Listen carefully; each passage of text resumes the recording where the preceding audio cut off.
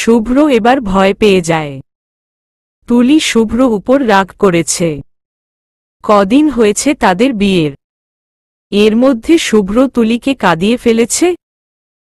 শুভ্র ভীষণ অপরাধবোধে ভুগে। তুলির মুখটা ধরে নিজের দিকে ফিরিয়ে নিয়ে চোখের জল মুছে ব্যস্ত হয়ে প্রশ্ন করে, তুলি, তুমি কাঁদছ কেন? আমি কিছু করেছি? তুলি উত্তর দেয় না। শুভ্র এবার অধৈর্য হয়ে ধমকে উঠে, তুলি, এই মেয়ে, তাকাও আমার দিকে। Look at me. তুলি চায় না, সরাসরি অগ্রাহ্য করে শুভ্রকে। শুভ্র হাফ ছেড়ে তুলির নাছোড়বান্দার মতো কাজটুকু দেখে। তুলি অন্য পাশে চেয়ে শুয়ে আছে, নাইবা শুভ্র দিকে তাকাচ্ছে। শুভ্র অনেক চেষ্টা করল তুলির সঙ্গে কথা বলার, কিন্তু তুলি ও কোনো সুযোগই দিল না। শুভ্র একটা সময় রেগে গেল। রেগে বিছানা থেকে উঠে টেবিলে জোরে ঘুষি মারল। মুহূর্তেই তার হাত লাল টকটকে হয়ে এল। তুলি ভদ্র শুভ্র এমন রাগান্বিত রূপ দেখে ভড়কে গেল। শুভ্র এক মুহূর্ত অপেক্ষা করল না। হাত দিয়ে টেনে তুলিকে বিছানা থেকে উঠিয়ে নিজের মুখোমুখি দাঁড় করাল। তুলির মুখটা ধরে নিজের মুখের দিকে ফিরিয়ে তিক কণ্ঠে প্রশ্ন করল, তুলি, আমাকে তোমার আর ভালো লাগছে না? আমাদের সাজেকের ওই দিনগুলো কি বাই চান্স তুমি ভুলতে চাইছ? তুলি চোখে চোখ রাখল, তারপর সোজাসাপটা জবাব দিল, হ্যাঁ। হোয়াট? শুভ্র একদম বোকা হয়ে গেল। বিস্ময় নিয়ে বলল, আমার কাছে আসার তাড়া সবচেয়ে বেশি তোমার ছিল তুলি। ফুটন্ত তেলে পানি ছাড়লে যেমন ছ্যাঁতো করে উঠে, শুভ্র এই কথা এভাবেই তুলির গায়ে ছ্যাঁতো করে উঠল। তুলি তেতে উঠে বলল, তো এখন কি করবেন? ফাঁসিতে ঝুলাবেন আমায়? না, বলবেন তোমাকে দিয়ে আমার শেষ। নাও, তুমি তোমার মতো, আমি আমার মতো। কোনটা? তুলির কথা শুভ্র প্রথমে বোধগম্য হল না, কিন্তু যখন শুভ্র দুইয়ে দুইয়ে চার মেলাল, তখন বুঝতে পারল তুলির রাগটা মূলত কোথায়। শুভ্র সব বুঝে এবার হালকা হাসল। তুলি শুভ্র হাসি দেখে চরম পর্যায়ে বিরক্ত হল। ছ্যাঁতো করে বলল, হাসছেন কেন? আপনি হাসবেন না। শুভ্র তুলির কপালের চুল আঙুলে পেছনের দিকে ঠেলে দিয়ে মৃদু স্বরে বলল, তুলি, আমার সংসার করবে? এই জন্যে এত রাগ? ও রে বাবা! তুলি হকচকিয়ে গেল। পরপর মুখটা অন্যদিকে সরিয়ে বলল, মোটেও নয়। শুভ্র হাসল, কিছু ভাবল, বুঝল, হিসেব মিলাল। বিয়ে তো হয়েই গেছে তাদের। সংসার করার জন্যে দুজনেই প্রাপ্তবয়স্ক। শুভ্র নিজে ডক্টর হওয়ায় তুলির পড়াশোনা তাদের বাসায় খুব একটা খারাপ হবে না। তুলিও এখন শুভ্র জন্যে বিক্ষিপ্ত আচরণ করছে। পড়াশোনায় কোনো মন নেই। একসঙ্গে থাকলে এই সমস্যাগুলো আর থাকবে না, শুভ্র ভাবে। তারপর চোখ বন্ধ করে কয়েকটা নিঃশ্বাস ছেড়ে তুলির কোমরটা চেপে ধরতেই তুলি শুভ্র দিকে চায়। শুভ্র হালকা হেসে তুলিকে নিজের সঙ্গে মিশিয়ে নিয়ে কপালে কপাল ঠেকায়। তুলি শুভ্র বুকের কাছের শার্ট দু আঙুলে খামছে ধারে। শুভ্র এভাবে কাছে আসলে তুলি ভেতরে ভেতরে চুরমার হয়ে যায়। কেন বারবার এমন হয়? তুলি কেন শুভ্রর সামনে নিজেকে আটকাতে পারে না? নিজের মনটাই কেন বারবার তুলির সঙ্গে বেঈমানি করে বসে? তুলি উত্তর পায় না। হয়তো পায়, কিন্তু স্বীকার করে না। কারণ তুলি এখনো রেগে আছে। শুভ্র তুলির কপালে কপাল ঠেকিয়ে চোখ বন্ধ করে আছে। একটা সময় তুলির কোমরে হাতটুকু গাঢ় করে ডাকল আলতো স্বরে, তুলি, শুনছ? উফ, কি মারাত্মক একটা ডাক। তুলির মনে ফুলঝুরি কে ছেটায়? তুলি জবাব দিল নিজের অনিচ্ছায়, আপনা আপনি। হু। শুভ্র তুলির কপালে চুমু খায়। তারপর আবার কপালে কপাল ঠেকায়। মিষ্টি করে এক মারাত্মক প্রশ্ন করে, আমার ঘরটায় যাবে তুলি? আমার ছোট্ট ওই ঘরটায়, যেখানে আমি, তুমি আর আম্মু মিলে আমাদের ছোট্ট এক সংসার সাজাব। সংসারের রানী থাকবে তুমি, আমি রাজা। ভালোবাসা দিয়ে সাজাবো আমাদের ওই ছোট্ট ঘর, যাবে তুলি? তুলির শরীরটা নৃত্যের ন্যায় ঝংকার দিল। তুলি চোখ বন্ধ করে জোরে জোরে নিঃশ্বাস ফেলল। শুভ্র হাসল তুলির ছটফটানি দেখে। একটাসমো তুলি খুশি হল, কিন্তু শুভ্র কাছে ছোট হয়ে যাবে ভেবে খুশিটুকু গোপন করে গম্ভীর হয়ে বলল, আপনার ইচ্ছে, আপনার বউ ঘরে তুলবেন কি না, আমার এসবে তাড়া নেই। কথাটা বলে তুলি কিছু সময় শুভ্র দিকে চেয়ে নিজেই বোকা হয়ে গেল। তার তাড়া নেই? এ কথাটা নিজের কাছেই মারাত্মক হাস্যকর শোনাল।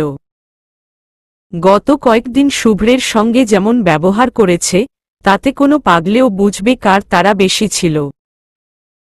শুভ্র ভ্রু বাঁকিয়ে তুলির দিকে চেয়ে আছে। তুলি অস্বস্তিতে হাঁসফাঁস করে অন্যদিকে চেয়ে নিজের বোকা ভাবটুকু আড়াল করার জন্যে মিনমিন করে বলল, এভাবে তাকান কেন? আপনার মনে হচ্ছে আমি মিথ্যা বলছি? আমার সত্যি তাড়া নেই। তুলি নিজেই নিজের সাফাই গাইছে বারবার। শুভ্র এভাবে তুলিকে দেখে শব্দ করে হেসে ফেলল। হুট করে মুখটা এগিয়ে এনে তুলির ডান গালে চুমু খেয়ে মিষ্টি হেসে বলল, হ্যাঁ, আপনার কোনোই তাড়া নেই আমার কাছে আসার। যা তাড়া সব আমার। আমি মেনে নিলাম। নজর লুকাতে হবে না আর। তুলি গালে হাত দিয়ে শুভ্র দিকে চেয়ে চোখ সরিয়ে নিল লজ্জায়। গালটা শুভ্র একদম গরম করে ফেলেছে। স্পর্শটা এখনো তরতাজা, যেন শুভ্র ঠোঁট এখনো তুলির গাল ছুঁয়ে বসে আছে। তুলি লজ্জা পাচ্ছে। লজ্জায় ইতি অতি চেয়ে হাঁসফাঁস করে, তারপর না পেরে এগিয়ে এসে শুভ্র বুকেই মুখ লুকাল। শুভ্র তুলির এমন ব্যবহারে হাহা করে হেসে তুলিকে শক্ত করে জড়িয়ে ধরল। এই পাগলকে নিয়ে কই যাবে শুভ্র? বাসায় এসে শুভ্র সেই কখন থেকে আফরোজার কোলে মাথা রেখে মেঝেতে হাঁটু গেড়ে বসে রয়েছে। আফরোজা শুভ্রের ঘন চুলে হাত বুলিয়ে দিচ্ছেন। আফরোজা শুভ্রের চুলে হাত বুলিয়ে বলল, শুভ্র, কখন থেকে এভাবেই বসে আছিস? কিছু বলবি? বললে বল। শুভ্র মিছে রাগ দেখিয়ে বলল, আমি এভাবেই আছি, তুমিও বসে থাকো। মাথায় হাত বুলাও, ভালো লাগছে। আফরোজা হেসে উঠলেন। শুভ্র চওড়া কাঁধে হালকা করে চাপড় বসিয়ে বললেন, একদম কথা লুকাবি না। তুই এমনি এমনি এখানে বসে আছিস না, তোর পেটে কিছু আছে, জলদি বল। শুভ্র বুঝল আফরোজার থেকে কিছুই লুকাতে পারবে না সে। মায়েরা সব নিমিষেই বুঝে ফেলে। শুভ্র কোল থেকে মাথা তুলল। বাচ্চাদের মতো আফরোজার কাছে চেয়ে বসল। তুলিকে আমাদের ঘরে একেবারে নিয়ে আসি, আম্মু, প্লিজ। আফরোজা শুরুতে শুভ্র কথা শুনে অবাক হয়েছেন। পরপরই টিপ্পনি কেটে বললেন, এই, তুই না তুলিকে বিয়েই করতে চাসনি? এখন 2 মাসেই এত পাগল হচ্ছিস কেন? শুভ্র মাথা চুলকে অন্যদিকে চাইল। আফরোজা হাসলেন শুভ্র লজ্জা দেখে। তারপর শুভ্র মাথার চুল এলোমেলো করে দিয়ে বললেন, ভালোবেসে ফেলেছিস না? শুভ্র হাসল। মুগ্ধ গলায় মাকে বলল, তুলি এমন একটা মেয়ে আম্মু, ওকে ভালো না বেসে পারলামই না। ওর মধ্যে সব আছে, যা আমি জীবনসঙ্গী হিসেবে একজন মেয়ের মধ্যে সবসময় চেয়ে এসেছিলাম। আর ও তোমাকেও। শুভ্র থামল। মায়ের জন্যে শুভ্র ভালোবাসা কখনোই বলে কয় বেড়ায় না। শুভ্র মৃদু হেসে কথা এড়িয়ে বলল, ও ভীষণ পারফেক্ট আমার জন্য, আম্মু। সবদিকে, সবভাবে। আফরোজার মনে কি যে শান্তি বোধ হল। তার রাজা শুভ্র জন্যে তুলিকে বেছে আফরোজা কোনো ভুল করেননি। আফরোজা লুকিয়ে চোখের কোণে থাকা জল মুছলেন। তারপর কিছু একটা চিন্তা করে গম্ভীর গলায় বললেন, ইয়াসমিন রাজি হবে না, শুভ্র। ইয়াজিদ ভাই তোদের এভাবে তুলে নেওয়ার আগে সাজেক যাওয়াটাও ভালো চোখে দেখেননি। শুভ্র অবাক হয়ে বলল, কিন্তু কেন?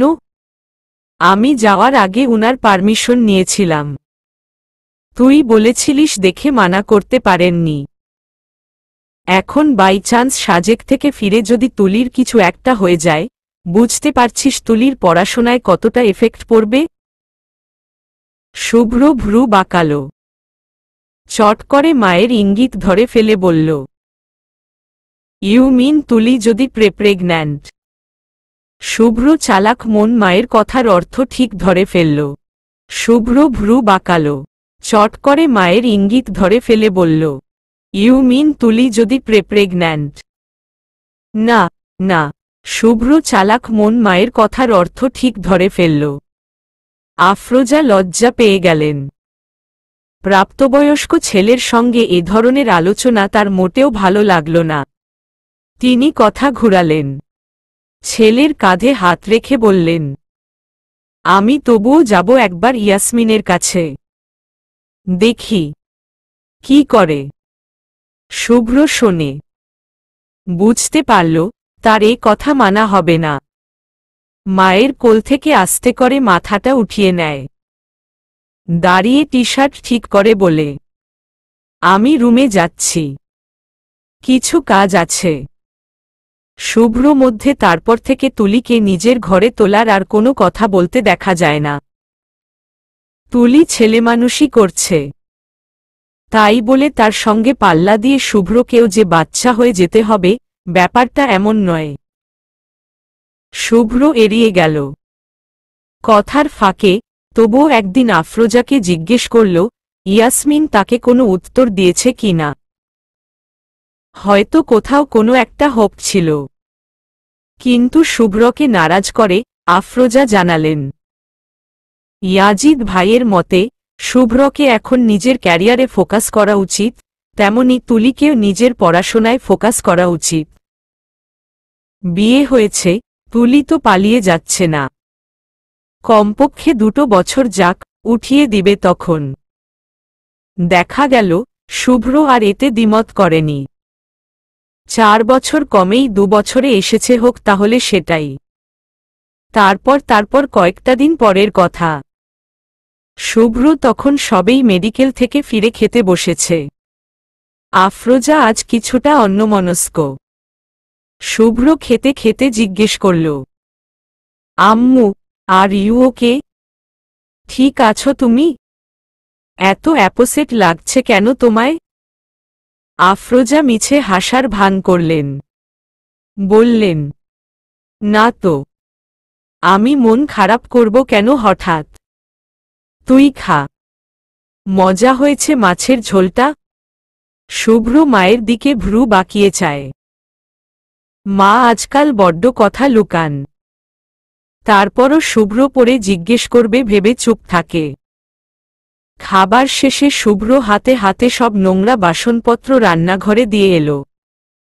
আফরোজা বারবার আজ দরজার দিকে চাইছেন। শুভ্র একবার সেটা লক্ষ্য করল। আজ কি তারিখ?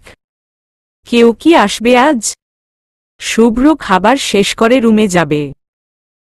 হঠাৎ শোনা গেল পরপর 2 calling bell. Afroza calling bell শুনে এক দৌড়ে দরজার দিকে এগুলেন। শুভ্র পেছনে থেকে চেঁচাল, আস্তে আম্মু, পড়ে যাবা তো। আফরোজা শোনেননি। তিনি দ্রুত দরজা খুলে দিলেন। দরজার ওপাশের মানুষটাকে দেখে শুভ্র একদম স্থির হয়ে গেল। আফরোজা চোখটা ভরে দরজার ওপাশের মানুষটাকে দেখেন। বুড়ো হয়েছেন সিদ্দিক সাহেব, কিন্তু এখনো বুকের পাঠা ফুলিয়ে দাঁড়িয়ে থাকেন। সাদা পাঞ্জাবিতে আগের মতো এক ফোঁটাও দাগ নেই। যা দাগ করার সেটা তো আফরোজা 28 বছর আগেই করে এসেছেন। আফরোজা যেন চাইলেন ঝাঁপিয়ে পড়তে বাবার বুকের মধ্যে, কিন্তু কোথাও এক বাধা, এক জোরতা থেকেই গেল। আফরোজা 2 কদম সরলেন, কম্পিত গলায় বললেন, আব্বা, কেমন আছো? ভেতরে আসো। ব্যাগটা আমার কাছে দাও। সিদ্দিক সাহেব ব্যাগটা সরালেন একটু পেছনে। গম্ভীর গলায় বললেন, নিজের বোঝা নিজেই বইতে পারি আমি। কারো উপর বোঝা হইনি কোনো দিন, হবও না। আফরোজা অপমানটুকু গিলে ফেললেন মুহূর্তেই। হাসার ভান করে কিছু বলবেন, এগিয়ে এলো শুভ্র।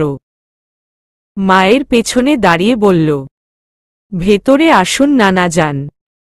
সিদ্দিক সাহেব বহু বছর পর শুভ্রকে দেখলেন। শুভ্র ছোটবেলা থেকেই শুনেছে মানুষের মুখে যে ভীষণ ভদ্র এক ছেলে পেয়েছে আফরোজা। আফরোজার ছেলের প্রশংসা নিজের বাড়িতে সারাক্ষণই শুনেন সিদ্দিক সাহেব। যেন সবাই চায় শুভ্র দিকে চেয়ে হলেও আফরোজাকে এ বাড়ি নিয়ে আসেন সিদ্দিক সাহেব। সিদ্দিক সাহেব ভেতরে ঢুকলেন। হাতের মিষ্টির ব্যাগটা সোফার টেবিলে রেখে সোফায় বসলেন। আফরোজা প্রথমে চেয়েছিলেন বাবার পাশে বসতে, কিন্তু বসলেন না। বাবার থেকে দূরে সোফায় বসে মুচকি হাসলেন। শুভ্র মায়ের পাশে সোফা ঘেঁষে দাঁড়িয়ে আছে। ভ্রু কুঁচকে নানাজানের এক এক কাজ দেখছে। এই যে নানাজান বারবার চোখ ঘুরিয়ে তার ঘরের সাজসজ্জা দেখছেন, সেটাও লক্ষ্য করল শুভ্র। শুভ্র মনে মনে হাসে, শুনিয়ে শুনিয়ে বলে, ঘরটা আম্মুর হাতে সাজানো। সিদ্দিক সাহেব কিছু বললেন না। শুরুতেই কথা তুললেন, তোমার বাসায় আসার পেছনে কারণ আছে। ভেবো না আমি সব মেনে নিচ্ছি বা নিয়েছি। পুরনো ক্ষত এত সহজে ভুলে না কেউ। বাকি কথা বলার আগেই আফরোজা শুভ্র দিকে চেয়ে বললেন, শুভ্র 2 কাপ চা করে আনবি? তুই?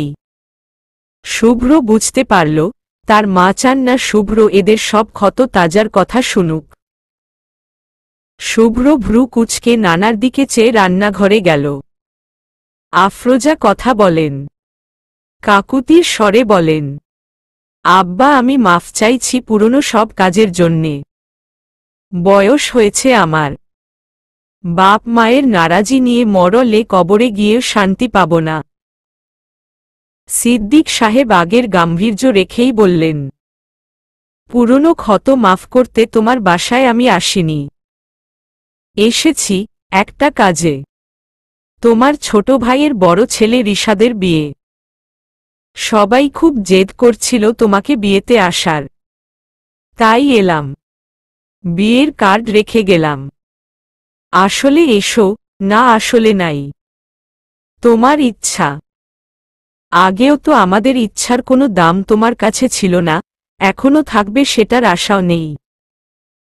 শুভ্র এর মধ্যে চা করে নিয়ে এলো। ট্রেটা সোফার টেবিলের উপর রাখবে তার আগেই সিদ্দিক সাহেব উঠে পড়লেন সোফা থেকে। চায়ের দিকে চেয়ে তাচ্ছিল্য হেসে বললেন, তোমাদের বাড়ির অন্য আমার মুখে ঢুকবে না কোনো দিন, শুভ্র। চা ফেলে দিও। আসি। শুভ্র নানাজনের এসব কাজ তিক চোখে এতক্ষণ দেখছিল। এবার আর সহ্য করতে না পেরে কিছু বলতে যাবে, তার আগেই আফরোজা শুভ্র বা হাত চেপে ধরেন। শুভ্র আটকে যায়। দাঁতে দাঁত চেপে সিদ্দিক সাহেবের সকল অপমান গিলে ফেলার চেষ্টা করে। সিদ্দিক সাহেব চলে গেলেন। তিনি যেতেই শুভ্র এবার রাগে ফেটে পড়ল। বলল, এসব কি ধরনের ব্যবহার উনার? আম্মু, তোমাকে উনি এভাবে বাড়ি বয়ে অপমান করে গেল। তুমি নিজে না কিছু বললে আর না আমাকে কিছু বলতে দিলে। বিয়ে করেছিল তোমরা, বাচ্চা এবর্ষণ করার মতো নোংরা মানসিকতা ওদের ছিল। It's all about their fault, not yours. কেন এভাবে মুখ বুজে ও বাড়ির সব কথা সহ্য করো, বলো তো? আফরোজা চোখের জলটুকু মুছে নিয়ে চায়ের ট্রে নিয়ে কিছু না বলে রান্নাঘরে চলে গেলেন। শুভ্র মায়ের পিছু পিছু এলো। আফরোজা চা বেসিনে ফেলে কাপ ধুতে ধুতে বললেন, ব্যাগ গোছা, আমরা কাল তোর নানার বাসায় যাব। আব্বা বিয়ের দাওয়াত দিতে এসেছিলেন। শুভ্র এবার চেঁচালো, বলল, কেন যাবে তুমি বিয়েতে? তারপর সবাই আরও 5টা কথা শোনাক, তুমিও শুনো। প্রেশার হাই তোমার, খেয়াল আছে সেটা? যদি কিছু হয়ে যায়? কি হবে বেশি, মরে যাব? আফরোজা কথাটা হেসে হেসে বললেও শুভ্র কাছে মোটেও কথাটা একটুও ভালো লাগল না। সে কিছুক্ষণ মায়ের দিকে হা করে চেয়ে থাকল। পরপর দরজায় ঘুষি দিয়ে রেগেমেগে নিজের ঘরে চলে গেল। আফরোজা বুঝতে পারলেন, শুভ্র সামনে দুনিয়ার সবচেয়ে জঘন্য কথাটা বলা হয়ে গেছ। আফরোজা নিজের কাজে নিজেই বিরক্ত হয়ে গেলেন। চায়ের কাপ জায়গায় রেখে শুভ্র রুমে গেলেন। শুভ্র লাইট বন্ধ করে শুয়ে আছে বিছানায়। আফরোজা যেতেই শুভ্র ওপাশ ফিরে গেল। আফরোজা হাসলেন। ছেলের মাথার পাশে বসে আলতো করে চুলে হাত রাখলে শুভ্র রাগ দেখিয়ে শোনায়, আম্মু আমি ঘুমাবো, তুমি যাও। আফরোজা ছেলের চুলটা টেনে দিয়ে বললেন, ঘুমা, আমি চুল টেনে দেই। সারাদিন রোগীদের সাথে থেকে চুল থেকেও হসপিটালের গন্ধ আসছে। শুভ্র তেরা কণ্ঠে বলে, তুমি মিথ্যা বলবে না আম্মু, আমি রোজ শ্যাম্পু করি। আফরোজা হার মানলেন। তারপর চুল টেনে দিতে দিতে বললেন, শুভ্র, চল না, বিয়েতে যাই আমরা? না। শুভ্র স্পষ্ট জবাব। আফরোজা বললেন, তোর নানা এতদূর অবধি নিজে এসে দাওয়াত দিয়ে গেলেন, যাবি না? ওটাকে দাওয়াত দেওয়া বলে না, বাড়ি বয়ে যেচে অপমান করতে আসা বলে। নিজের বাবা নিয়ে এমন কথা শুনে আফরোজা ছেলের পিঠে থাপ্প বসান। চুপ, নানা নানুকে নিয়ে কি এমন কথা বলে না। শুভ্র হার মানল। আম্মু তার একদম অন্ধ। বাবা মায়ের করা হাজারটা অপমান তার চোখে পড়ে না। নিজের কোনো আমলে করা একটা কাজ তাও যা কোনো অপরাধ বলে মনে করে না শুভ্র, সেটার অপরাধবোধ থেকে সারাটা জীবন অন্যের খোটা অপমান গিলে গেলেন। শুভ্র নীরব থেকে আফরোজা কিছু ভেবে হেসে বললেন, বিয়েতে আমরা তুমিকেও সাথে নিয়ে যাব, ঠিক আছে? শুভ্র এবার এপাশ ফিরল। এক হাত মাথার নিচে বালিশে রেখে বাঁকা চোখে বলল, আমার দুর্বল জায়গায় হাত দিয়ে লাভ নেই আম্মু। যে বাড়িতে তোমার নিজেরই মূল্য নেই, সেই বাড়িতে আমার বউয়ের মূল্য থাকবে, সেটার আশাও করি না আমি। আফরোজা বাদ সাধলেন। বললেন, ধুর, এমন করবে না ওরা। ও বাড়ির সবার সঙ্গে আমার কথা হয়। শুধু আব্বাই রেগে আছেন, আর কেউ রেগে নেই আমাদের উপর। শুভ্র তবুও শুনল না। আফরোজা এবার থামলেন। কিছুক্ষণ নীরব থেকে তারপর একসময় কেমন মরা কণ্ঠে বললেন, আমি আমার নিজের বাড়ি একটাবার যেতে চাই শুভ্র। সেই যে বিয়ে করে এসেছি, আর যাইনি কখনো। কেউ বলেই নি যাওয়ার জন্যে। আজ কেউ বলেছে, স্বয়ং আব্বা বলেছে, আমাদের যাওয়া উচিত। না হলে তার আশাটাকে অপমান করা হবে। আমি একবার আব্বাকে ছোট করেছি, আরেকবার করার সাহস আমার নেই। শুভ্র মায়ের কথা শুনে কিছুক্ষণ ফ্যালফ্যাল চোখে মায়ের দিকে চাইল। পরপর নিজের সকল মতামত একপাশে তুলে রেখে আফরোজার কোলে মাথা রেখে শুয়ে বলল, কাল যাচ্ছি আমরা। পরশু বিয়ে খেয়েই চলে আসব। আমার মেডিকেল আছে, এত ছুটি দিবে না। আর তোমার বৌমাকে বলে রেখো। বলে চোখ বন্ধ করল শুভ্র। আফরোজা হাসলেন। আলতো করে ছেলের চুলে হাত বুলিয়ে দিতে লাগলেন। একটা সময় শুভ্র মায়ের কোলে মাথা রেখেই ঘুমিয়ে গেল। আফরোজা শুভ্র মাথা বালিশে রাখলেন। ঘরের লাইট নিভিয়ে হেসে বললেন, কে বলবে এই ছেলে এত বড় ডাক্তার, এখনো মায়ের কোলে ঘুমায়। হেসে হেসেই শুভ্র রুম থেকে বেরিয়ে গেলেন আফরোজা। সকাল সকাল দুবার কলিং বেল বাজল। হয়তো দুধ দিতে এসেছে। আফরোজা ঘুমের ভান করে বিছানায় শুয়ে আছেন এখনো। শুভ্র ঘুমে অন্ধ। তবুও চোখ ডলতে ডলতে এলোমেলো চুলে উঠে দরজা খুলে দিল। দরজার ওপাশে একটা ছোটখাটো লাগেজ নিয়ে তুলি হাস্যমুখে দাঁড়িয়ে আছে। শুভ্রকে দেখে দুষ্টুমি হেসে তুলি বলল, গুড মর্নিং স্যার। আজ ক্লাসে যাননি আপনি, তাই ছাত্রী ক্লাস করতে আপনার ঘরে চলে এসেছে। শুভ্র তুলিকে দেখে ঘুমঘুম চোখেই হেসে ফেলল। দরজা থেকে সরে দাঁড়ালে তুলি লাগেজ টেনে ঘরে ঢুকে কোনো কথাবার্তা ছাড়া সোজা শুভ্র রুমে লাগেজ নিয়ে ঢুকে গেল।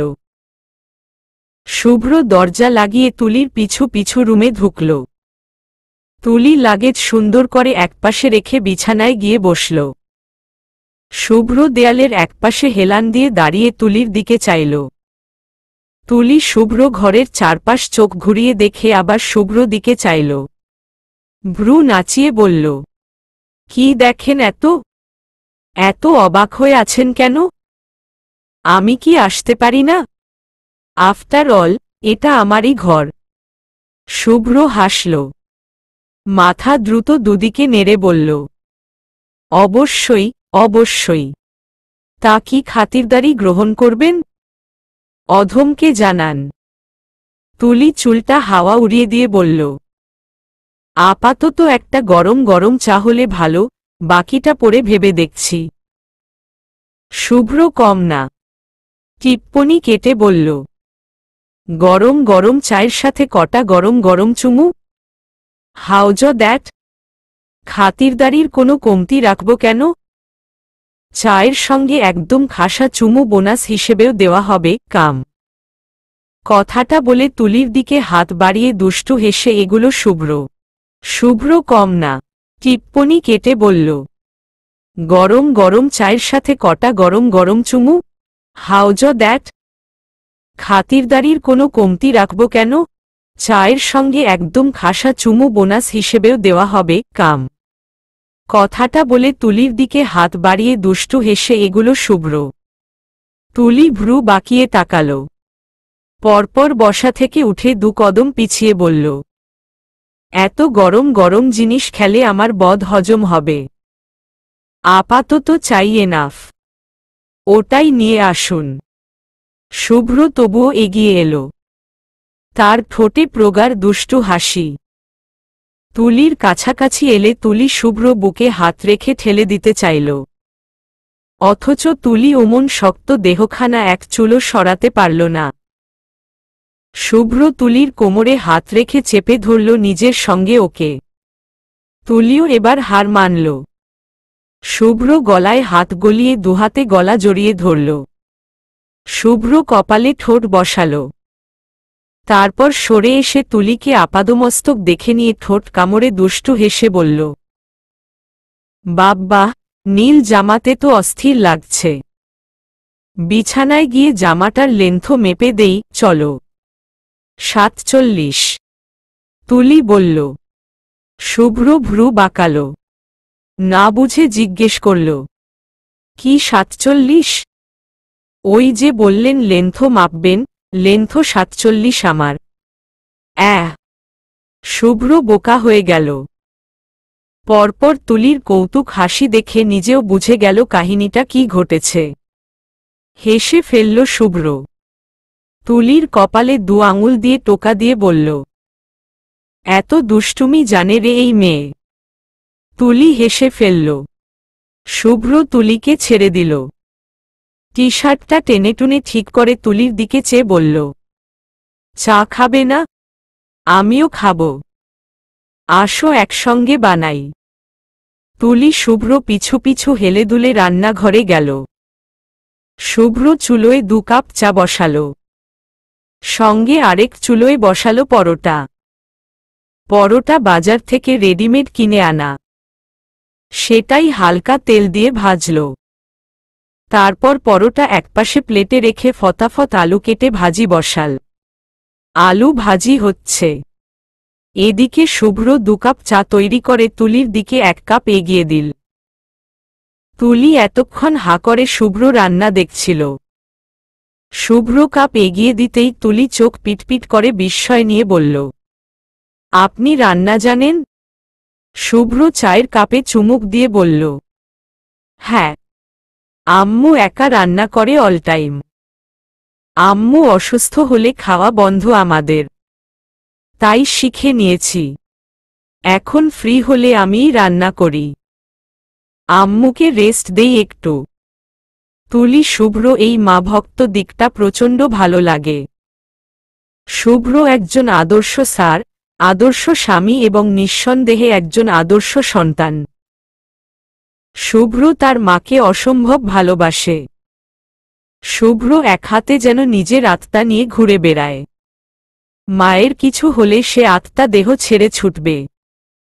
তুলি মনেমনে একটু ভয় পায়। ভবিষ্যতে তুলি আর শুভ্র মায়ের সঙ্গে কোনো ঝুটঝামেলা হলে শুভ্র কাকে সাপোর্ট করবে? যদি আফরোজা কোনোদিন শুভ্রকে তুলিকে ছেড়ে দিতে বলেন, শুভ্র ছেড়ে দিবে? হয়তো দিবে। তুলি নিজের উল্টোপাল্টা চিন্তায় নিজেই বিরক্ত হল।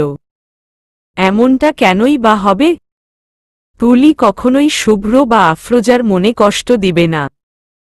কিন্তু যদি কোনো অঘটন না চাইতেন ঘটে? তুলি থমকে গেল। তুলি থামে। তারপর চায়ের কাপটা একপাশে রেখে শুভ্র কাছে আসে। শুভ্র তখন চা খেতে খেতে আলু ভাজি নাড়ছে। তুলি গিয়ে শুভ্র বাহু চেপে ধরে বলে, স্যার, এদিকে ফিরুন। তুলির গলা কিছু ঠিক লাগছে না। শুভ্র হাতের কাজ সেরে তুলির দিকে ফিরল। তুলি শুভ্র বুকে ডান হাত রাখল। শুভ্র তুলির সেই হাতের দিকে একবার চেয়ে আবারও তুলির দিকে তাকাল। ভ্রু বাঁকালো শুভ্র। তুলি থামল।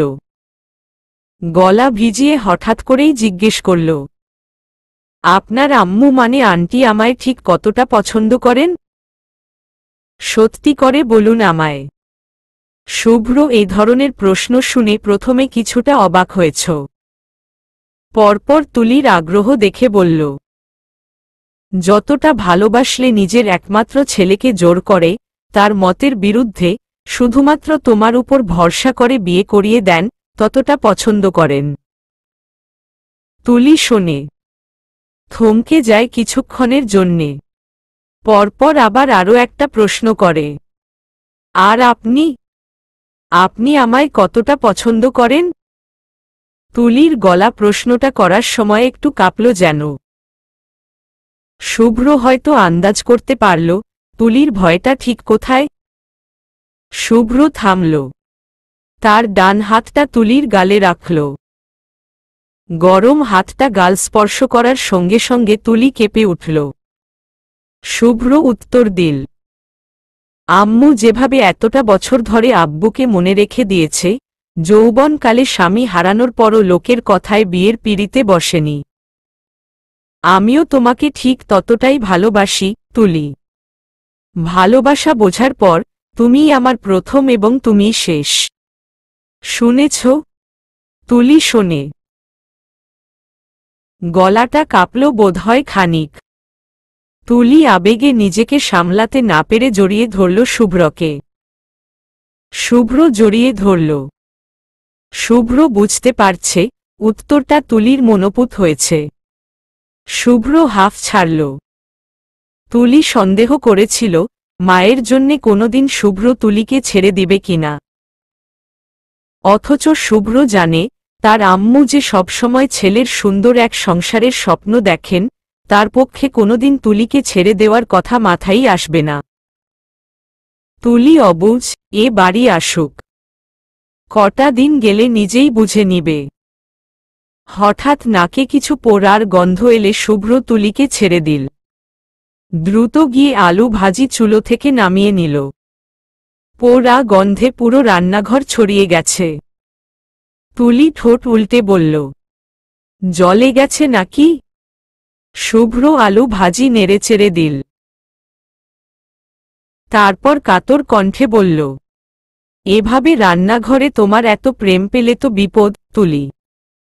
ঘরের সবার তাহলে জলা খাবার খেতে হবে। ওহ গড! দুপুরের তীব্র রোদ গায়ে পড়ছে। সূর্যের তীব্রতাটা আজ অনেকটাই বেশি। শুভ্ররা তৈরি হয়ে নিচে নেমেছে। শুভ্র গাড়ি পার্কিং থেকে বের করে সামনে আনল। আফরোজা পেছনে উঠে বসলেন। তুলি সামনে, আর শুভ্র ড্রাইভ করছে। গাড়ি চলছে। শুভ্র গাড়িতে সফট মিউজিক ছেড়ে দিয়েছে। তুলি জানালার দিকে চেয়ে আছে।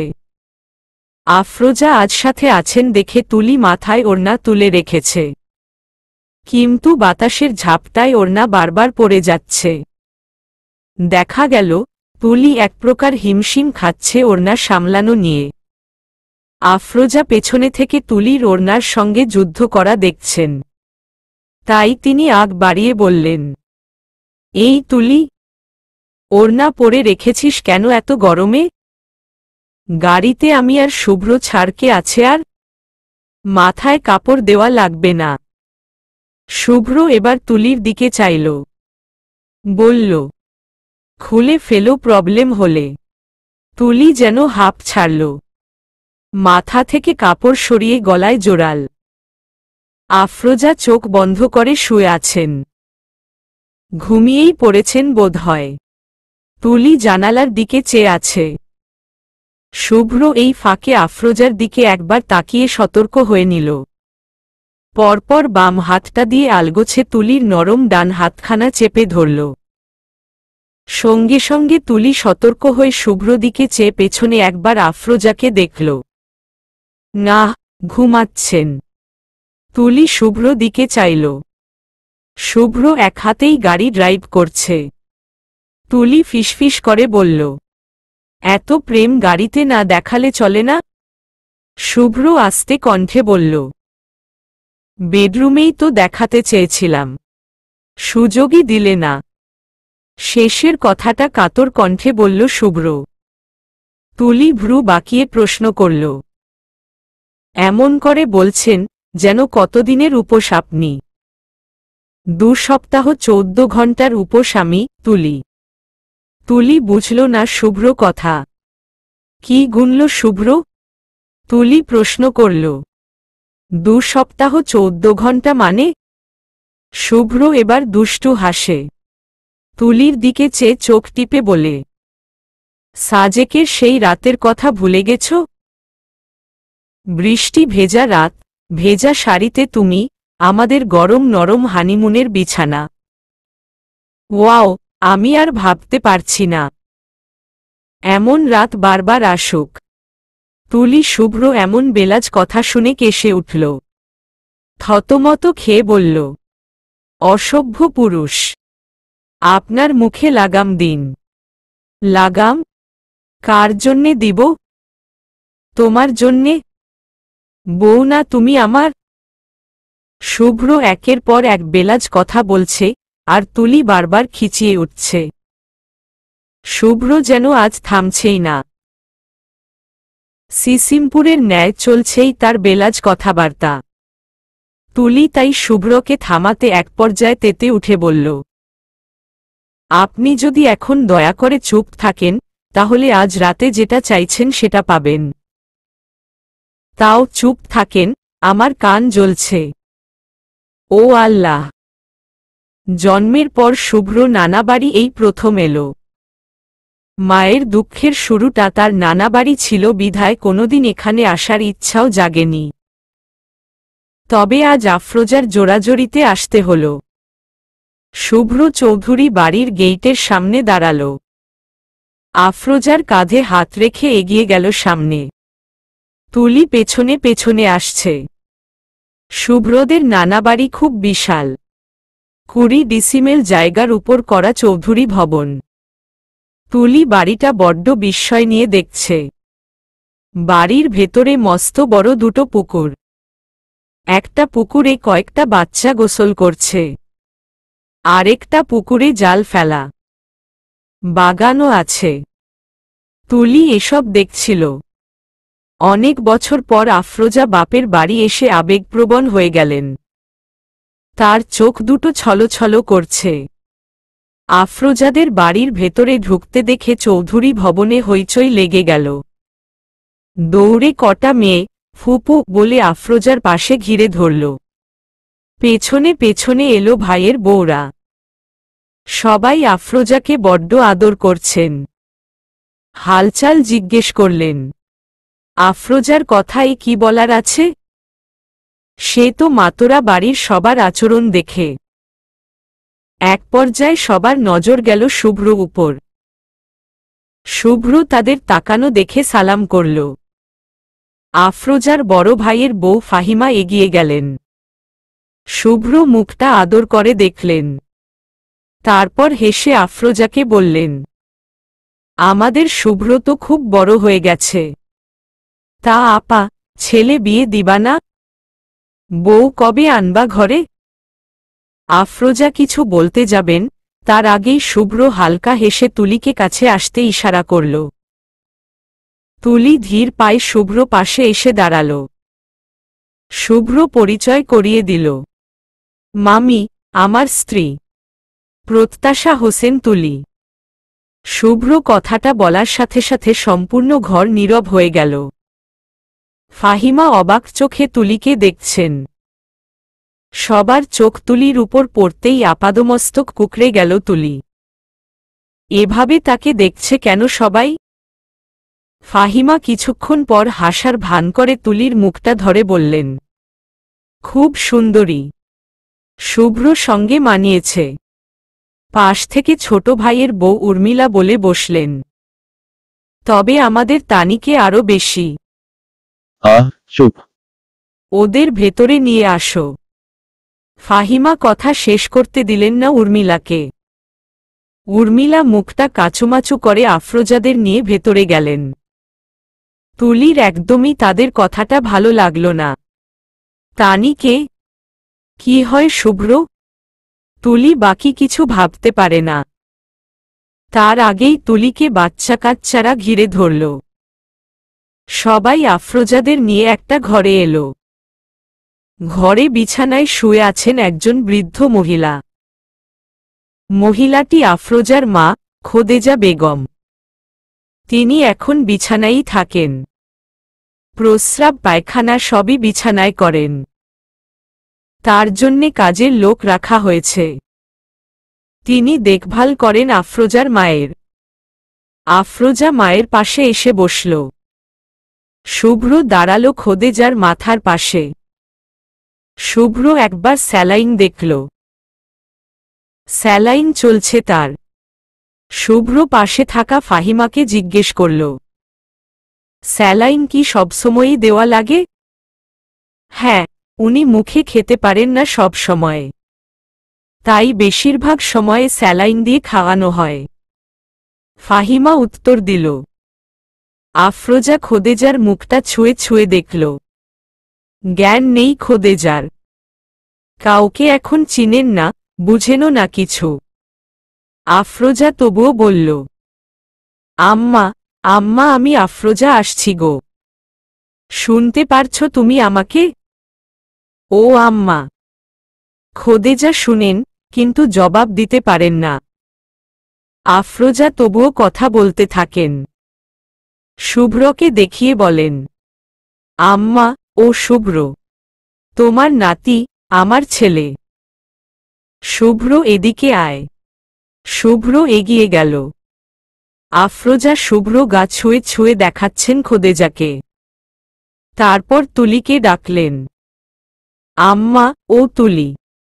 শুভ্র বউ, দেখো তোমার বউ পছন্দ হইছে কি না। ও আম্মা, শোনো তুমি আমারে। খোদেজা চোখ পিটপিট করলেন। মুখ দিয়ে গঙ্গানি বের হল শুধু। আফরোজা দীর্ঘশ্বাস ফেললেন। মা বাবা বৃদ্ধ কেন হয়? এদের কি কখনো কোনো শক্তি দিয়ে চিরযৌবনা করা যায় না? চৌধুরী বাড়িতে দুপুরে বিশাল আয়োজনে খাবার দাবারের আয়োজন করা হল।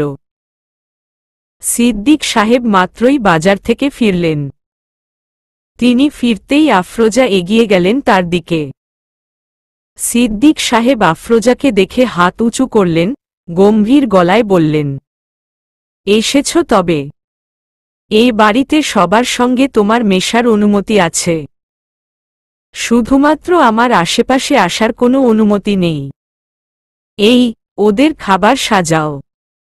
কথাটা বলে চলে গেলেন সিদ্দিক সাহেব। ভাগ্যিস শুভ্র আশেপাশে নেই, না হলে কেলেঙ্কারি ঘটে যেত।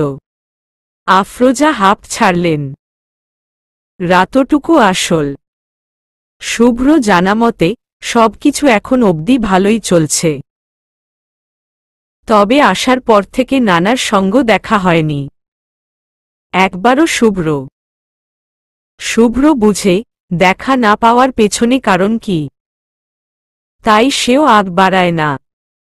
রাতের খাবার শেষ হলে শুভ্র বেসিনে হাত ধুতে যায়। তুলিও যায় তখন। বেসিনে শুভ্র হাত ধুচ্ছে, তুলি পাশে ঝুটা হাত নিয়ে দাঁড়িয়ে আছে। শুভ্র হাত ধুয়ে তোয়ালেতে মুছল। রুমে যাওয়ার আগে তুলির কানে ফিসফিস করে বলে গেল, রুমে আসো, অপেক্ষা করছি। শুভ্র তুলির গা ঘেঁষে রুমে চলে গেল। তুলি হা হয়ে শুভ্রকে দেখল। এই শুভ্র সঙ্গে বিয়ের শুরুর সময়ের শুভ্র কোনো মিল নেই। অবাস্তব লাগছে শুভ্রকে তুলির কাছে। শুভ্র কখন থেকে এতটা নির্লজ্জ হল? কোনো কুলক্ষণে যে রাতের কথাটা তুলি তুলেছে, নিজের উপরই রাগ লাগছে তুলির। রাতের খাবার শেষ হওয়ার পরও তুলি ভয় আর রুমে গেল না। বাচ্চাদের সঙ্গে গল্পে মন দিল। গল্পের মধ্যেও বারবার শুভ্র রুমের দিকে তাকাচ্ছে। শুভ্র এই ডাকল বলে। ডাকলে যাবে কিভাবে তুলি? দৌড়ে? ছি! তুলির বুকটা কাঁপছে, ধুরধুরু করে। কিভাবে মুখোমুখি হবে ওমন নির্লজ্জ এক শুভ্র? মনে হচ্ছে এই প্রথম দুজনের কাছাকাছি আসা, প্রথম স্পর্শ, প্রথম লজ্জা। তুলি বাচ্চাদের সঙ্গে লুডু খেলছিল। হঠাৎ একটা মেয়ে এলো। তুলির পাশে বসে শুরুতেই জিজ্ঞেস করে বসল, তুমি শুভ্র ভাইয়ের ছাত্রী ছিলে না? তুলি আচমকা এমন প্রশ্নে কিছুটা বিব্রত হল। পাশ থেকে একটা বাচ্চা বিরক্ত হয়ে বলল, তানি আপু, বিরক্ত করো না তো খেলার মধ্যে। যাও যাও। তানি চোখ গরম করে হিয়ার দিকে তাকাল। বলল, বড়দের সঙ্গে এভাবে যাও যাও করে কথা বলে হিয়া? বলবো তোর আম্মুকে? হিয়া খামোকা বকা খাচ্ছে দেখে তুলিই বলল, হিয়া আমরা পড়ে খেলব। হু, যাও ঘুমিয়ে পড়ো, অনেক রাত হয়েছ। হিয়া শুনল না। বাকি বাচ্চারাও তেমনি শুনল না। হিয়া নাছোড়বান্দার মতো বলল, কাকি, এই চালটা শেষ করি প্লিজ, তারপর পাক্কা ঘুমিয়ে যাব, প্রমিজ। তুলি হাসল, বলল, ঠিক আছে, এই চাল শুধু। তারপর তুলি আবার খেলায় মন দিল। তানি পাশ থেকে এসব দেখল। তারপর আবারও প্রশ্ন করল, কবে থেকে প্রেম তোমাদের? তুলি অবাক হল। লুডু খেলা পোজ করে তানির দিকে চেয়ে প্রশ্ন করল, প্রেম? কিসের প্রেম? শুভ্র ভাইয়ের সঙ্গে তোমার বিয়ে প্রেম করে নয়? তানি যেন তাচ্ছিল্য করে বলল। তুলি এবার বিরক্ত হল। কড়া গলায় বলল, আমাকে শুভ্র স্যারের আম্মু মানে তোমাদের ফুপু পছন্দ করে এনেছেন। প্রেম করে বিয়ে নয় আমাদের। হ্যাঁ, সেটাই। আগে চয়েজ ছিল, তাই ফুপুও হয়তো শুভ্র ভাইয়ের মুখের দিকে চেয়ে রাজি হয়েছেন। এখন লোক ঢাকতে অ্যারেঞ্জ ম্যারেজ বলে প্রচার করছ, রাইট? তানির মুখে তুলি এতগুলো কথা শুনে কান জ্বলে গেল মনে হল। তুলি খেলা কোনোরকম শেষ করে উঠে দাঁড়াল। তানির দিকে চেয়ে বলল, তোমার যা ইচ্ছা ভাবো। আমাদের বিয়ে প্রেম করেই হোক বা অ্যারেঞ্জ ম্যারেজ, বিয়েই তো হয়েছে। কিভাবে হয়েছে ডাজেন্ট ম্যাটার। কথাটা বলে তুলি রুমে চলে গেল। তুলি রুমে ঢুকেই দরজায় খিল তুলে দিল। শুভ্র বিছানায় শুয়ে মোবাইল দেখছিল। তুলি রুমে ঢুকতেই শুভ্র আফসোসের সুরে শোনাল, আর এলেই কেন? রাতটা শেষ করেই আসতে। তুলি কোনো কথা বলল না। সোজা শুভ্র পাশে বসে সরাসরি প্রশ্ন করল, আপনার সঙ্গে এ বাড়ির তানি মেয়েটার বিয়ে ঠিক ছিল? সত্যি করে বলুন। কে তানি? কার কথা বলছো তুমি? শুভ্র অবাক হয়ে জিজ্ঞেস করল। তুলি লম্বা করে শ্বাস ফেলল। রাগটুকু কন্ট্রোল করে তারপর বলল, আপনার মামার মেয়ে। আপনি চিনেন না? না, আমি তো আজকেই প্রথম এলাম নানা বাড়ি। ওদের সঙ্গে এর আগে আম্মুর যোগাযোগ থাকলেও আমার ছিল না। কেন বলো তো? তুলি বুঝতে পারল, শুভ্র যেখানে তানিকে চিনেই না, সেখানে অযথা এসব নিয়ে কথা বাড়ানোর দরকার নেই। নিজেদের সুন্দর মুহূর্তটা একটা বাইরের মেয়ে নিয়ে ঝগড়া করে কাটাতে চায় না তুলি। তুলি নিজেকে শান্ত করল। বিছানা থেকে উঠতে উঠতে বলল, আমি ফ্রেশ হয়ে আসি। ঘুমাবো। শুভ্র ঘুমাবো শুনে দ্রুত তুলির শাড়ির আঁচল চেপে ধরে আবার বিছানায় বসিয়ে দিল। বলল, ঘুমাবে মানে? আজ রাতে কোনো ঘুম নেই। তো রাতে কি হাডুডু খেলবেন? হ্যাঁ, হাডুডুই খেলব। সকালে কি কথা হয়েছিল? মনে নেই নাকি আমি মনে করিয়ে দিব? তুলি বুঝল, শুভ্র কথার ধাঁচ কোথা থেকে কোথায় যাচ্ছে। তুলি নজর লুকিয়ে লুকিয়ে বলল, কোনো কথাটা হয়নি। আমি গাড়িতে ঘুমিয়েছিলাম। শুভ্র বাঁকা চোখে চাইল। দুষ্টু হেসে বলল, আমি কখন বললাম গাড়িতে আমাদের কোনো ব্যাপারে কথা হয়েছে? অন্য কোথাও তো হতে পারত। দ্যাটস মিন্স তোমার সব মনে আছে। জলদি জলদি আমার উইশ পূরণ কর। আর দেরি নয়। তুলি লজ্জায় বিছানা থেকে উঠে আয়নার সামনে দাঁড়াল। চুলে বেনি করতে করতে বলল, ঘুমান, এত রাতে কেউ আলাদিনের চেরাগ নিয়ে বসে নেই আপনার উইশ পূরণ করতে। শুভ্র উঠে আসল। তুলির পেছনে দাঁড়িয়ে জড়িয়ে ধরল তুলিকে পেছনে থেকে। সফট কাঁধে নাক ঘষে বলল, তুমিই আমার আলাদিনের চেরাগ। আজ এই অধমের 3টি উইশ পূরণ করো প্লিজ আমার আলাদিনের চেরাগ। তুলি ওমন স্পর্শে কেঁপে উঠল। কাঁধে শুভ্র খোঁচা খোঁচা দাড়ির ঘষা লাগছে খুব তুলির। তুলি চোখ বন্ধ করল। মিনমিন করে বলল, কি উইশ? শুভ্র তুলির কাঁধে নাক ঘোষল। গভীরভাবে কাঁধে চুমু খেল একটা। অনুভব করল তুলির ফিনফিনে শরীরের কাঁপুনি। শুভ্র গভীর কণ্ঠে ফিসফিস করে বলল, মুজরা ড্যান্স দেখাবে আমাকে। সঙ্গে সঙ্গে তুলি চমকে চোখ খুলে ফেলল।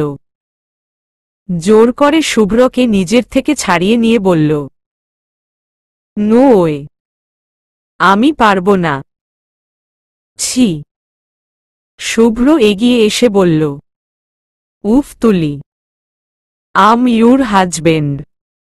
আমার সামনে কিসের ছি? তবুও, ছি, আপনি আমাকে নিয়ে এসব অশ্লীল চিন্তা করেন। শুভ্র এগিয়ে এসে চেপে ধরল তুলিকে নিজের সঙ্গে। কানে ঠোঁট ছুঁয়ে বলল, বউ তুমি আমার। তোমাকে নিয়ে অশ্লীল চিন্তা হালাল আমার জন্য। তুলি পুনরায় ধাক্কা দিল শুভ্রকে। নিজের থেকে শুভ্রকে আলগা করে বলল, আমি পারব না। অন্য কিছু বলেন। শুভ্র তুলির এভাবে ধাক্কা দেয়ায় ভেতরে ভেতরে ব্যথিত হল, সঙ্গে অপমানিত হল। সে বোধহয় তুলিকে জ্বালাচ্ছে ভীষণ। কথাটা তোলা হয়তো ঠিক হয় নাই। তাই শুভ্র সব ভেবে আর জোর করল না তুলিকে। মুখটা গম্ভীর করে বলল, ঠিক আছে, ঘুমিয়ে পড়ো। কথাটা বলে শুভ্র লাইট নিভিয়ে বিছানায় শুয়ে পড়ল। তুলি এখনো আয়নার সামনে ওভাবেই দাঁড়িয়ে আছে। শুভ্র কি কষ্ট পেল? হয়তো পেয়েছে। না হলে শুভ্র এমন অদ্ভুত ব্যবহার করে ঘুমিয়ে পড়ত না। তুলি দোটানায় পড়ে গেল। কি করবে বুঝতে পারল না। শুভ্র ঘুমিয়েই পড়েছিল। হঠাৎ কোথা থেকে মোমবাতি কতগুলো জ্বলে উঠায় চোখ খুলল সে। শুনতে পেল, গান বাজছে। আঙ্গে লগা দে র, মোহে রঙ্গ লগা দে রে, অঙ্গ লগা দে র, মোহে রঙ্গ লগা দে রে, মেং তো তেরি যোগনি যা, তু যোগ লাগা দে রে। শুভ্র গানটা শুনেই অগোচরে হেসে উঠল। বিছানা থেকে উঠে বসল। মুখে ইচ্ছে করেই রাগ ভাব ধরে রাখল। তুলি ফিনফিনে একটা পাতলা শাড়ি পরে শুভ্র দিকে হাত বাড়িয়ে দিয়েছে। শুভ্র হাত ছুল না। রাগ দেখিয়ে বিছানা থেকে উঠে দাঁড়িয়ে অন্য পাশে গেল। তুলি গান গাইল, যোগ লগা দে রে, প্রেম কা রোগ লগা দে রে, মেং তো তেরি যোগনি যা, তু যোগ লগা দে রে। তুলি পেছনে থেকে জড়িয়ে ধরল শুভ্রকে। শুভ্র বুকে দুই হাত ঘুরিয়ে ঝাপটে ধরল পেছনে থেকে তাকে। শুভ্র ভাব নিয়ে তুলির হাতটা ছড়িয়ে নিয়ে অন্য পাশে গেল। তুলি মুখ ভেঙ্গিয়ে আবারও এগিয়ে এলো। রাম রতন ধন, লগন মগন মন, তন মোরা চন্দন র, উজলি করি প্রীত প্যাস্ত, রঙ্গ লগা দে রে। তুলি আবেদনময় অঙ্গভঙ্গি করে শুভ্র সামনে দাঁড়িয়ে গলা জড়িয়ে ধরল। তারপর কোমর বাঁকিয়ে মাথাটা নিচের দিকে ঝুঁকায়। শুভ্র এক হাতে তুলির কোমর ধরে তুলিকে আবার সোজা করে ফেলে। তুলি দুহাতে গলা জড়িয়ে ধরে শুভ্র। আং লগা দে রে, মোহে রাং লাগা দে রে, মেং তো তেরি যোগনি যা, তু যোগ লাগা দে রে। গাইল তুলি। শুভ্র গলা থেকে তুলির হাত ছাড়িয়ে নিল। হেঁটে বিছানার পাশে এসে দাঁড়াল সে। তুলি নেচে শুভ্র মাথা নিজের শাড়ির আঁচল দিয়ে ঢেকে দিল। শুভ্র হাত দিয়ে আঁচল তার মুখের সামনে থেকে সরিয়ে দিল। তুলি শুভ্র দিকে চেয়ে রাগ দেখিয়ে আবারও দুহাতে ঝাপটে ধরল শুভ্রকে। পিঠে চিমটিও কাটল একটা। শুভ্র ব্যথায় কুকিয়ে উঠল। সঙ্গে সঙ্গে তুলি শুভ্র ঠোঁটে আঙ্গুল রাখল। তারপর আঙুলটা শুভ্র সারা মুখে ছুঁয়ে তুলি গাইল, রাত বংজর ভি সি হইং, কালে খংজর সি হইং, রাত বংজর সি হইং, কালে খংজর সি হইং, তেরোহ সিনে কি লো, মেরে অংদর ভি হইং, তু হবা দে ইসস, তো মেরা তন জল। শুভ্র তুলির চোখের দিকে চাইল। ও চোখ যেন শুধু কোনো চোখ নয়, আস্ত এক মায়ার সমুদ্র। ডুবে যায় শুভ্র। শুভ্র আর রাগ করার ভান করতে পারে না। দুহাতে কোমর পেঁচিয়ে ধরে তুলির। তুলিও বাকি গান শেষ করল একে অপরের চোখের দিকে চেয়ে। জলা দে রে স্যাং জলা দে র, মোহে রাং লাগা দে র, মেং তো তেরি যোগনি যা, তু যোগ লাগা দে রে। গান শেষ হল, অথচ এখনো দুজন দুজনের চোখের দিকে চেয়ে আছে। শুভ্র এগিয়ে এসে তুলির কপালে চুমু বসাল, নেশালো গলায় বলল, থ্যাংক ইউ আমার এই কাটখাটটা জীবনে আসার জন্যে। তুলি শুভ্র চুল এলোমেলো করে দিয়ে মুচকি হেসে বলল, রাগ কমেছে? হেসে ফেলল শুভ্র। উত্তর দিল না। কিছু কথা বলে নয়, করে বোঝাতে হয়। শুভ্র আলগোছে তুলির কোমরে হাত রেখে পাজাকোলে তুলে বিছানার দিকে এগিয়ে গেল। নরম বিছানায় তুলির পিঠ ঠেকতেই তুলি ফিসফিস করে জিজ্ঞেস করল, বাকি দুটো উইশ? শুভ্র তুলির উপর নিজের সমস্ত ভার ছেড়ে দিয়ে বলল, ওগুলো বিশেষ মুহূর্তের জন্যে তোলা রইল। তুলি অন্য পাশে মুখ ঘুরিয়ে হাসল। শুভ্র তুলির মুখটা নিজের দিকে ঘুরিয়ে কপালে চুমু খেল। শাড়ির আঁচল সরানোর আগে ফিসফিস করে বলল, চলো ডুবে যাই। কোথায়? সুখের সমুদ্রে। তুলি চোখ লুকাল, অন্যদিকে চেয়ে লাজুক গলায় বলল, আমি সাঁতার জানি না। তাহলে আসো, শিখিয়ে দিই। কথাটা বলে শুভ্র তুলির শাড়ির আঁচল সরিয়ে ফেলল। তুলির গলায় ঠোঁট ছুঁতেই দুহাতে তুলি আগলে ধরল শুভ্রকে। মানুষটা যখন ছোঁয়ে, তুলির এত কেন ভালো লাগে? অন্য কেউ সামান্য হাতটা ধরলেও তুলির গা ঘিন ঘিন করে। অথচ স্বামী শুভ্র প্রতিটা স্পর্শ তুলিকে যেন স্বর্গ দেখায়। তুলি চোখ বন্ধ করা অবস্থায় ফিসফিস করে শুভ্রকে বলল, ভালোবাসি। শুভ্র মাথা তুলে তুলির চোখে চোখ রেখে মৃদু হেসে জবাব দেয়, জানি তো, বলে হালকা হেসে তুলির কপালে চুমু খেল।